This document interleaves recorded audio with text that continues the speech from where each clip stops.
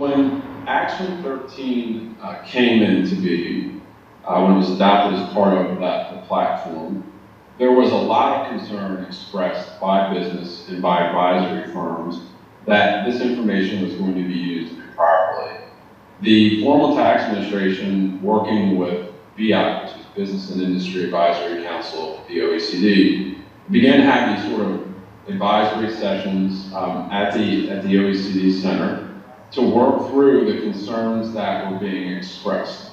And basically, at a fundamental level, the concern was that there is a tremendous amount of complexity in the cross-border environment. Putting all this information into the hands of auditors around the world was going to lead to improper use, phishing expeditions, reporting made and additional tax being owed, and creating a great deal of chaos in the environment. We did not see it that way necessarily. We were concerned about the use of it at the tax administration level. But what we did in the FTA is we worked with business and tax administrations to put together a guide on the effective use of the information. And what this did is it went through scenarios of how you would go about using the information so that there weren't these concerns about how the information might be misused were largely tamped down. And my experience is that they're not being used as some of the worst concerns suggested they might be. There was one other novel approach we came up with, and I will take credit for working with Mr. Pross, who was on the stage with you. We were talking to each other after Action 13 came out about concerns with the use and how we might want to work on a program where we might put this to good use in working directly with taxpayers. And we came up with this notion. We didn't come up with the name initially, but eventually we did. The International Compliance Assurance Program, or ICAP.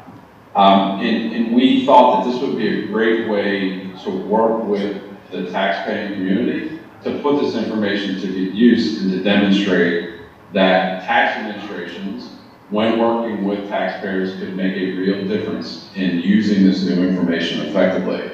A little bit of context here. This was not our first foray in the formal tax administration into tax certainty.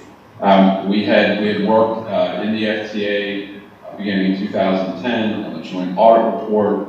We've been working on cooperative compliance and the tax control frameworks for improving the way that we looked at the risk from these large companies or presented by these large companies, and also on improving the mutual agreement procedure. So this was not our first foray into it.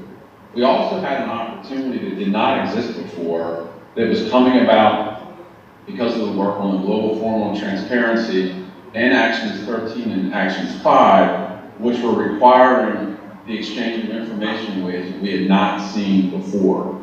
We also had a vested interest in putting this information to good use, right? The policymakers and politicians had agreed to a number of changes, and we wanted to demonstrate that we could use them effectively. And so we worked very closely with BI, with taxpayers, with tax administrations to come up with this program where we would conduct an in-person, multilateral risk assessment of these large companies that were filing these Action 13 reports, the country-by-country reporting, in order to understand how much risk was presented by their global activities.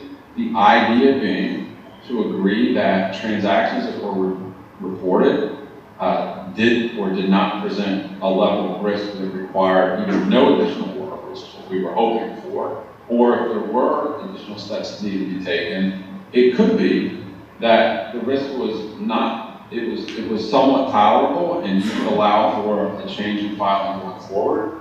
It might be that a unilateral APA would be appropriate. It could be that a multilateral APA would be appropriate, or there might be a need for a joint audit. And so we worked through this process. We put together a guide and we found a number of volunteers to participate, volunteers being large companies. And I actually participated in one of the U.S.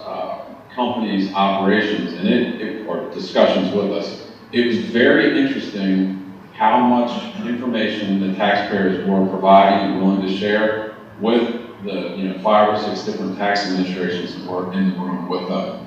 There is a great deal of upside in working in this environment. There has not been as much uptake on the part of companies as I would have expected.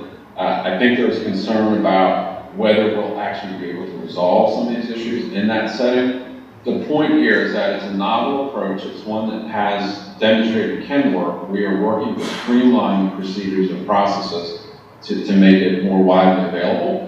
And I'll say that we've also learned a great deal here at the IRS about how to use those same concepts, those same approaches to operating our tax administration to understand risk that's presented by very large companies.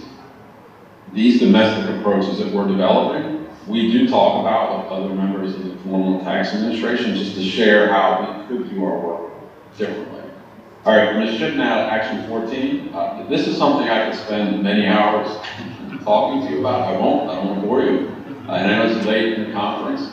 But in the summer of 2014, which is around the time I took the deputy commissioner role in international, I was contacted by Hakeem about this map forum idea that had actually been started by the IRS.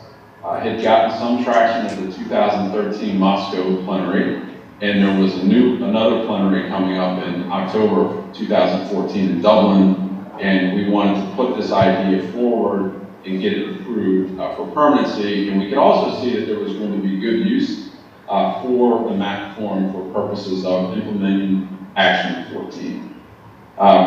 The commissioner at the IRS at that time was this guy named John Costin, and John had come up in the financial world. He was involved in private equity. He also had a number of different government jobs. So he had a very real interest in solving problems and in coming up with novel approaches on how to do so. He also had a saying which really influenced my work, which was that sunshine is the best disinfectant. His point was, the more information you put out, the more you share about what's happening with your work, the more likely it is that we'll be moving in a direction of getting to compliance in a way that we're looking for. And so there was a lot of effort put on the implementation of Action 14.